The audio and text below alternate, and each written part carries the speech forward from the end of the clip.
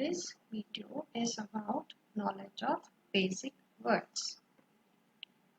So, when it comes to learning English, vocabulary is probably the most important thing, without which you cannot read, hear, speak or write.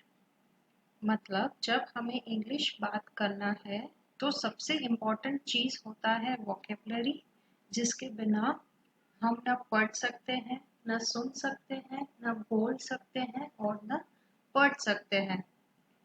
But most of us have not spent time learning new vocabulary since we were high school or college students. So we haven't paid attention to learning new vocabularies after we have finished our schools or college. So we have some tips for you to learn new vocabulary. नई vocabulary सीखने के लिए, नए words सीखने और समझने के लिए आप ये tips follow कर सकते हैं. जैसे कि develop a reading habit, read English literature. मतलब कि अगर आप अच्छे से रीड कर रहे हैं, आप रीडिंग को अपना एक हैबिट बना रहे हैं, तो उससे आप नए नए वर्ड्स लर्न कर सकते हो और उससे वोकेबलरी बिल्डिंग भी बहुत अच्छे से होता है, राइट? अगर आप न्यूज़पेपर का कोई आर्टिकल पढ़ रहे हैं या कोई नॉवेल पढ़ रहे हैं, उसमें हर बार आपको एक नया वोकैब, एक नया वर्ड देखने को मिलेगा, right? Next, use the dictionary and thesaurus. तो when you are reading a novel or newspaper, तो जब कोई ऐसा वर्ड आपके सामने आ जाता है जिसका मीनिंग आपको नहीं पता है, तो आप उसके लिए डिक्शनरी या थिसॉरस यूज कर सकते हैं उसका मतलब ढूंढने के लिए, राइट?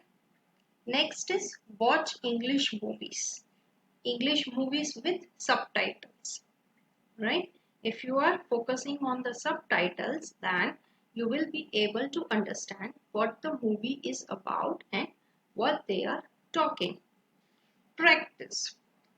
English सीखने का सबसे आसान तरीका है कि आपको उसे continuous practice करते रहना है. Whether you practice it with yourself standing in front of the mirror, okay, you can record yourself while you are talking in English, and also you can learn new vocabularies. Play word games. The most important thing is that when you play word games like Scrabble, right, it will expand your English vocabulary. अगर आप कोई puzzle game खेल रहे हैं या स्क्रैबल खेल रहे हैं, तो उससे भी आप नए नए vocabularies डेवलप कर सकते हैं. Next is use flash cards. Flash cards मतलब कि ये, ठीक है, तो इमेज और उसका नेम, ठीक है, उसे बोलते हैं फ्लैश कार्ड्स. तो आप ऐसे कार्ड्स यूज करें जिसमें आपके पास इमेज अवेलेबल है. तो अगर आपको उसका नाम नहीं पता है, बट आप इमेज देख के गैस कर सकते हैं कि ये क्या चीज हो सकता है, राइट? जैसे कि फॉर एग्जांपल ये इमेज से हमें पता चल रहा है कि ये हेलीकॉप्टर है, राइट? ये एक बलून है, ये एक बोट है, बट फॉर एग्जांपल आपको ये क्या है नहीं समझ आ रहा है, तो in that case you can use the word, right? Next step is observe people around you, how they are talking. जब वो बात कर रहे हैं तब उन्होंने कोई नया वर्ड ऐसा यूज किया जिसका मतलब आपको नहीं पता है, right? So you can always find the meaning of those words and observe people around you. Make your own dictionary. ठीक है, तो अगर कोई ऐसा वर्ड आ जाता है जिसका मीनिंग आपको नहीं पता है, आपने उसके लिए डिक्शनरी यूज किया, फिर आप एक अपनी डिक्शनरी बनाइए, ठीक है, कि ये वर्ड है, अच्छा इसका मीनिंग ये है, ऐसे है, उसका डेफिनेशन ये है. तो you can always go back to your own made dictionary. उससे क्या होगा कि आपका जो वोकैब है वो और क्लियर होता जाएगा और स्पेसिफिक होता जाएगा. Next tip is subscribe to word of the day feeds और ऑनलाइन मटेरियल. अगर आप ऑनलाइन हैं, ठीक है, सोशली एक्टिव हैं, तो अब वर्ड ऑफ द डे में आप उसको सब्सक्राइब कर सकते हैं, जिसमें डेली एक नया वर्ड आता है, राइट, विथ मीनिंग। तो ऐसे भी आप अपनी वोकेबलरी स्ट्रॉन्ग बना सकते हैं। Next is practice using new words in daily conversations. So the words you have learned recently, you can use those words. You can practice using those words in your daily conversation. अगर आप किसी के साथ बात कर रहे हैं तो आप देख सकते हैं कि क्या उस टाइम जो कन्वर्सेशन हो रहा है उसमें आप वो वर्ड यूज कर सकते हैं या नहीं, right. Now to improve your all English skills. So जब इंग्लिश वोकेबलरी सीखने की बात आती है तो सबसे इम्पोर्टेंट चीज़ है कि आपको एग्जाम्पल सेंटेंसेस पे बहुत ज़्यादा फोकस करना पड़ेगा। क्यों? उससे क्या होगा? उससे आपका इंग्लिश स्किल इम्प्रूव होगा। जैसे कि एग्जाम्पल सेंटेंस में इंक्लूड हो जाएगा वोकेबलरी, स्पीकिंग एंड राइटिंग और ग्रामर। ठीक है, वोकेबलरी से क्या होगा कि example sentences help you understand the meaning of the word correctly and also you can remember it deeply. ठीक है, speaking and writing, you will learn how to use a word in sentence, how to connect it with other words to produce correct English sentences. Okay, and for grammar, you can learn English grammar, think about grammar rules, and you can make your own sentence with the proper grammar. तो अगर आप example sentences पे focus कर रहे हैं तो उससे आपका जो वोकेबलरी है वो और अच्छा हो सकता है। Now if you want to speak English fluently, learn with your ears, ठीक है, and not with your eyes. Learning English can be broken into two parts, input and output. Input consists of reading and listening, while output consists of writing and speaking. The more input you get, the more output you can produce. And if you want to write English well, you focus on reading. The more you read, the better you write. And if you want to speak English well, you focus on listening. Listening is the key to speaking excellent English. So, you should listen to example sentences, and if you want to improve your speaking, and you should read them if you want to increase your writing skills. Now start with everyday common words. जो daily conversation या daily हम जो बात करते हैं किसी से भी करते हैं, आप उस वो चीज़ से स्टार्ट कर सकते हैं। ठीक है, उससे आप अपनी वोकेबलरी बिल्ड करना चालू कर सकते हैं। Using everyday common words are the most convenient way to learn English. जितना आप वो डेली कन्वर्सेशन वर्ड्स सुनेंगे उतना ही ज़्यादा आप उसको अच्छे से प्रोसेस कर पाएंगे और उसको समझ भी पाएंगे। और आप जितना ज़्यादा उन वोकैब्स को यूज़ करेंगे आप उतने ही अपनी इंग्लिश में स्ट्रॉन्ग होते जाएंगे। सो दूसरों से सुनो और खुद भी उसको प्रैक्टिस करो, तो उससे आपके जो वोकैब हैं वो और ज़्यादा अच्छे हो जाएंगे। Next, why do you need to build your vocabulary? Because while thoughts can shape our words, words can also shape our thoughts. So, building a good set of words inside your vocabulary allows you to enhance your thinking patterns. अगर हमारे जो thoughts हैं वो words में convert हो सकते हैं तो हम जो बोल रहे हैं वो भी थॉट्स में कन्वर्ट हो सकते हैं। और इंग्लिश जो है बहुत ही डायनामिक और वंडरफुल लैंग्वेज है, जिससे आप हमेशा नई नई चीज़ें, वंडरफुल चीज़ें सीखते ही रहेंगे और उसको सीख के आप उसको कॉन्स्टेंटली अपने डेली यूज में अप्लाई कर सकते हैं।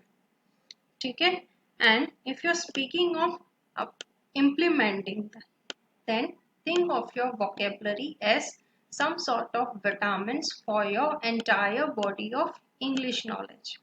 अगर आपको लगता है कि इंग्लिश बोलना एक बहुत इम्पोर्टेंट चीज है, तो आपको वोकेबलरी को एक विटामिन की तरह लेना होगा।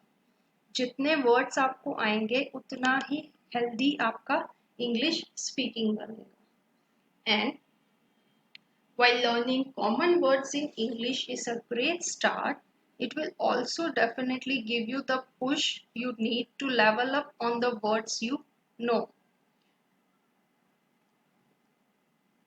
Now, the basics of English vocabulary mainly consist of grammar. As we all know कि जहाँ तक grammar की बात आती है, grammar is the most important thing while learning English. तो ये वीडियो में हम बेसिक्स देखेंगे कि बेसिक ग्रामर में क्या क्या चीजें इंक्लूड होती हैं। तो वो है nouns, verbs, adjectives, adverbs, pronouns and prepositions. जैसे हमने वीडियो के आगे करी कि एग्जाम्पल सेंटेंसेस पे फोकस करना बहुत ज़्यादा इम्पॉर्टेंट है। उससे क्या होगा, उससे आप जो सेंटेंस का मीनिंग है वो ज़्यादा क्लियरली समझ पाएंगे। तो ये जो बेसिक ग्रामर है हम वही एग्जाम्पल सेंटेंसेस पे फोकस करेंगे। ठीक है, तो हम स्टार्ट करते हैं नाउन से। अब नाउन क्या है? Noun is a person, place, animal, thing और idea. This is a noun, right. Person में क्या क्या चीजें इंक्लूड हो जाएंगी? Man, an means a name of a girl, girl, stiff, child, grandma, grandpa, ये सारे पर्सन में इंक्लूड हो गए। अगर प्लेस की बात करें तो प्लेस कोई भी हो सकती है, Paris, city, school, home, Asia, ये सब प्लेस में आ गए। And for animal, dog, cat, whale, lion, bee, bull, lizard. And thing, a book, pencil, apple, flower, disease, shoe, cap. This all are the nouns. Okay, now looking at the example sentences. If we take people, ठीक है, people is a noun and the singular of people is person. So looking at the example, there are so many people in Times Square. Times Square में बहुत सारे लोग हैं, right? तो हम people से अंदाजा लगा सकते हैं कि Times Square में क्या है। Next, thing. This is also a noun which is perfect for countless interactions. आप ये एक वर्ड से, एक वोकैब से आप बहुत सारे अलग अलग मतलब के सेंटेंसेस निकाल सकते हैं। जैसे कि for example, what is that thing?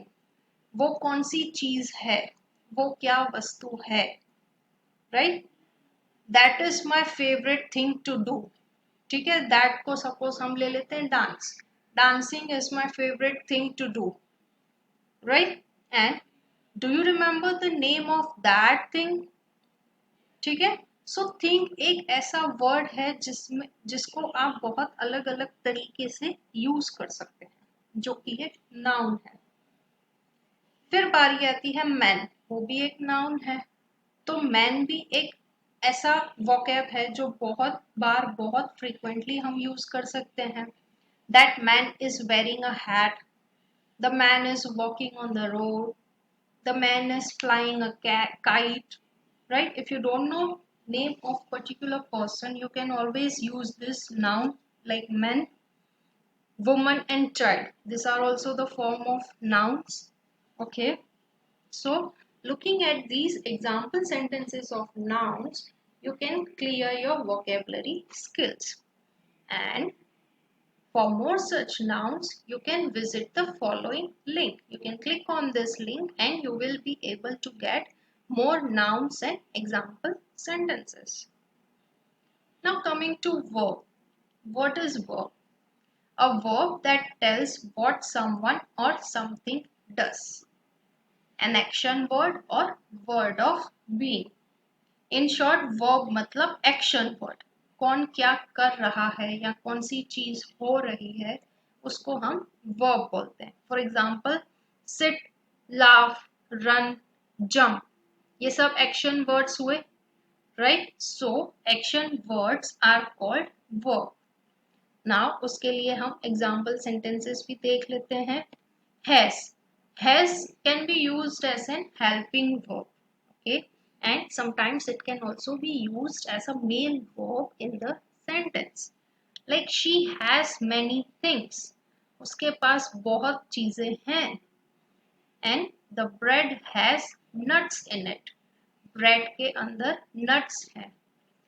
तो हैज एक ऐसा वर्ब है जो अकेले भी स्टैंड करता है और किसी और को सपोर्ट देने में भी यूज होता है. Next is get. Get is also a verb. So उसको भी हम अलग अलग तरीके से सेंटेंस में यूज कर सकते हैं. जैसे कि the winner will get his prize tomorrow. The weather is getting warmer. Right? Did you notice the difference between get and getting? Right? So depending on the situation of the statement, you can change the verb like get, getting, got. Okay? You can change it according to the situation of the statement. Now another verb is see. She could see the sunset clearly from her house. वो अपने घर से sunset बहुत clearly देख सकती है. I was able to see the sign. मैं sign देख पा रहा था. Right? So this way you can take the help of example sentences. One more example, take. ये भी एक ऐसा वर्ड है जिसको आप अलग अलग तरीके से अलग अलग स्टेटमेंट्स में यूज कर सकते हैं. जैसे कि you need to take this medicine regularly. आपको ये मेडिसिन रेगुलरली लेनी पड़ेगी. I am going to take a chance. मैं एक चांस लेने जा रहा हूँ. I need to take a bath. मुझे नहाने की जरूरत है. राइट? सो एक वोकैब है वो आप उसको अलग अलग तरीके से अलग अलग स्टेटमेंट्स में यूज कर सकते हैं. Next verb is learn. Some people never learn. कुछ लोग कभी नहीं सीख सकते. I need to learn how to cook. मुझे खाना बनाना सीखना है. I learned a lot from my parents. मैंने अपने पेरेंट्स से बहुत कुछ सीखा है. Right? So you are getting the point over here that a particular word, a particular vocab can be used in many different statements in many different ways. And और ऐसे examples verbs के लिए आप ये लिंक फॉलो कर सकते हैं. Next is adjective. Adjective describes a noun or a pronoun. वो नाउन या प्रोनाउन को डिस्क्राइब करता है. जैसे कि what kind, which one, how many. Right? जैसे कि डॉग. अब डॉग क्या है? वो एक नाउन है. Happy, happy dog. तो हैप्पी बन गया एडजेक्टिव. ठीक है? Boy, boy is also a noun but tired boy. तो टायर्ड हो गया एडजेक्टिव. 7 girls. तो how many girls? Girls is a noun. How many girls? 7. So 7 becomes adjective over here. Right? So an adjective describes a noun or a pronoun. Let's see some examples. Different. अब different भी एक adjective है. उसको भी हम बहुत अलग अलग ways से अलग अलग statements में use कर सकते हैं. For example, Her voice sounds different. उसकी आवाज अलग लग रही है. The two brothers are very different. दो भाई बहुत अलग है. Animals are different from humans. जानवर इंसानों से अलग होते हैं. So, got the meaning, right? Similarly, we can take another word that is important. Important is also an adjective. It can also be used in many different forms. The message seems important. ये message important लग रहा है. It is extremely important that you see a doctor. ये बहुत जरूरी है कि आप एक डॉक्टर को दिखा के आए. Spending time with family is important to me. मेरे लिए फैमिली के साथ टाइम स्पेंड करना बहुत जरूरी है. Right? So clear with this. Next is available. The that apartment is available. वो अपार्टमेंट है, मिल सकता है. Water is easily available. पानी बहुत आसानी से मिलता है. The doctor is currently available to see you. Doctor अभी आपसे मिल सकते हैं. सो one word, one adjective available can be used in many different forms. Similarly, basic. She does not have basic skills for the job. उसके पास job के लिए जो important basic skills हैं, मामूली स्किल्स हैं जो होनी चाहिए, वो नहीं है. He understands the basic idea of the plan. उसको प्लान का जो आइडिया है, जो बेस है, वो समझ रहा है. Candidates have to go through basic training to move to the next level. Candidates को नेक्स्ट लेवल में जाने से पहले छोटी सी ट्रेनिंग लेनी पड़ती है. Right? So this was all about adjectives. How do we use them into sentences? And for more such examples, you can visit this link. Next is adverbs. Now, what is an adverb? It describes a verb, an adjective, or another adverb. वो एक verb, एक adjective या कोई दूसरे adverb के बारे में बताता है कि how, where, when, how much and at what frequency. ठीक है? तो वो हमें बताता है कि how मतलब क्या, quietly, peacefully, carefully, slowly. तो वो कार कैसे चला रहा था? He was driving the car peacefully. He was driving the car carefully. He was driving the car slowly. Right? Where do you live? I live above the second floor. I live abroad. I live far away from my parents. Right? So this way you can use different adverbs. Now, not. Not is also an adverb. You may not go to the concert. आप concert में नहीं जा सकते. It did not rain today. आज बारिश नहीं हुई. I am not happy. मैं खुश नहीं हूँ. तो एक वर्ड नॉट, उसको हमने बहुत अलग अलग तरीकों से यूज किया. Similarly, also, when they found him, he was cold and also hungry. जब उन्होंने उसको ढूंढा तब वो ठंड से सिकुड़ रहा था और भूखा भी था. He is happy that he got the promotion, but he is also surprised. कि वो खुश है, उसको प्रमोशन मिला, बट वो सरप्राइज्ड भी है साथ साथ में. If you are going to have a slice of cake, I will have one also. अगर आप केक का एक स्लाइस खाने जा रहे हैं तो मैं भी एक स्लाइस खाऊंगा. Right? So this particular adverb can be used in many different ways. Next is too. T-O-O, too. She walks too fast. वो बहुत तेज चलती है. The music is too loud. Music बहुत ज़्यादा loud है. Okay? Usually. It is usually quiet here. यहाँ आम तौर पर quiet होता है, शांत होता है. Our neighbors are usually loud. हमारे neighbors आम तौर पर loud ही रहते हैं. They usually talk on the phone. वो आम तौर पर फोन पे बात करते रहते हैं. ठीक है? यूजुअली मतलब हम बोल सकते हैं कि in day to day conversations, in day to day situations. Really. So I really admire your work. मैं आपके काम को सराहता हूँ. I really think you should call him.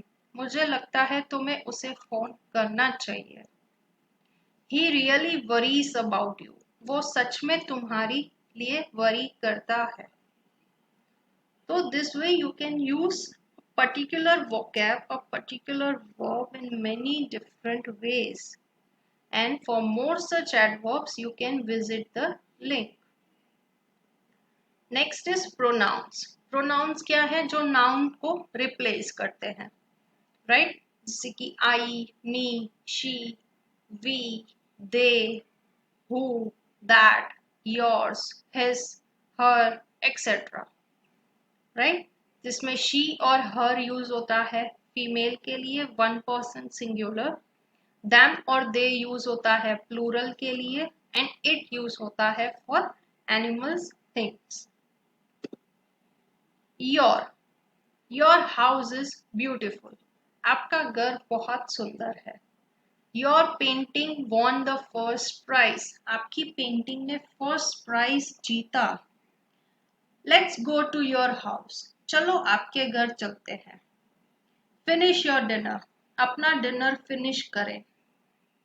See, the particular pronoun your can be used in many different ways. You can also use the example like this is your book. ये आपकी book है. Right? I. Now I is a pronoun used for us, ourselves. Like I am happy, I live in these house, I like reading. Okay, तो मैं खुश हूँ, मैं इस घर में रहता हूँ, मुझे पढ़ना पसंद है. तो I is used for ourselves. We is used for plural. We are happy. हम खुश हैं. We live in this house. हम इस घर में रहते हैं. We were late again. हम फिर से लेट हो गए. The next is our. This is our school. ये हमारा स्कूल है. Many friends came to our party. हमारी पार्टी में बहुत फ्रेंड्स आए. Let's visit our old house. चलो हमारा पुराना घर देख चलते हैं. He is used for male, right? He is very friendly. वह बहुत friendly है. He learns English. वो English सीख रहा है. He owns a nice car. वो एक अच्छी कार का मालिक है. Right? So this way you can also use pronouns. And for more such pronouns, you can go to this link and get the usage of another examples. Now moving to prepositions. What is a preposition? Preposition defines the place, right? Like between, like where is the apple in between the two boxes? Whereas here it is in front of the book. In this image it is behind the book, मतलब book के पीछे है. To the left of, मतलब इन दोनों में से left कौन सा? ये. To the right of, the ये, right side. Apple is next to the book, मतलब book के side में है, पास में है. On, मतलब book के ऊपर है. Under and below, मतलब कि टेबल के नीचे है. Right? So these are the prepositions. Between, in front of, behind, on. These are all prepositions which defines the place. Of. Now of is a preposition. The secret of this game is that you can't ever win. ये game का secret ये है कि आप कभी नहीं जीत सकते. I always dream of being rich and famous. क्या ड्रीम करते हैं? Of being rich and famous. The first page of the book describes the author's profile. First page क्या दिखाता है? Author's profile. तो यहाँ पे हम of use करते हैं. With, तो I am going to the mall with my friends. मैं अपने दोस्तों के साथ मॉल जा रहा हूँ. I need to do math with a calculator. मुझे मैथ कैलकुलेटर के साथ करना पड़ता है. Are you happy with the results? क्या तुम रिजल्ट्स के साथ खुश हो? Right? So this is the usage of with, and you can use the particular preposition in many different ways. Likewise, in, for, and on. These are also the prepositions which you can use in many different sentences, in many different examples. Like, she likes walking in the rain. उसे rain में चलना बहुत पसंद है. My cousin lives in another country. मेरा cousin दूसरे country में रहता है. There is a big tree in the middle of the garden. तो tree कहाँ है? Middle of the garden. In the middle of the garden. For. This gift is for my parents. ये gift मेरे parents के लिए है. I take medicine for my headaches. मैं headaches के लिए medicines लेता हूँ. I need a table for 5. मुझे टेबल चाहिए 5 लोगों के लिए. Right? तो for means के लिए. On. On मतलब कहाँ. The books are on the table.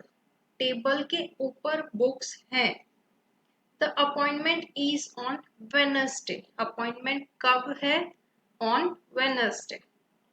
I left my keys on the counter. Keys कहाँ रख दी? Counter के ऊपर. So on can also be used in many different ways. And you can visit this link for more prepositions. Thank you.